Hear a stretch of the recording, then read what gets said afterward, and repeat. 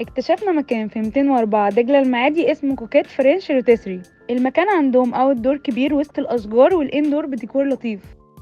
هتجربوا عندهم احلى فراخ مشوية على الطريقة الفرنسية، بتقعد تستوي لمدة 12 ساعة على الشواية عشان تطلع دايبة. كمان بعد ما بتطلع بيحطوا عليها بطاطس ويدجز مع صوص الفراخ عشان طعمها يكون خطير. بدأنا بالفراخ الرهيبة بتاعتهم وكانت دايبة جدا، ومع الصوص كانت رهيبة وطعمها حلو جدا.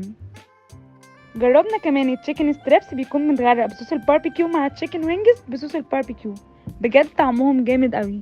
جربنا كمان سندوتش شباطة باربيكيو وكان تحفة بجد مع الفرنش فرايز، دي بقى سبانخ بالكريمة وعليها جبنة بارميجان، بطاطس فونديت طعمها روعة. الحلو بقى كان كوكيت كريب سوزيت، ودوت هيحبوه قوي الناس اللي بتحب الحاجات المزة او طعم البرتقال. بجد الفايبس هناك حلو قوي، اكيد هيكون ليا زيارة تاني قريب.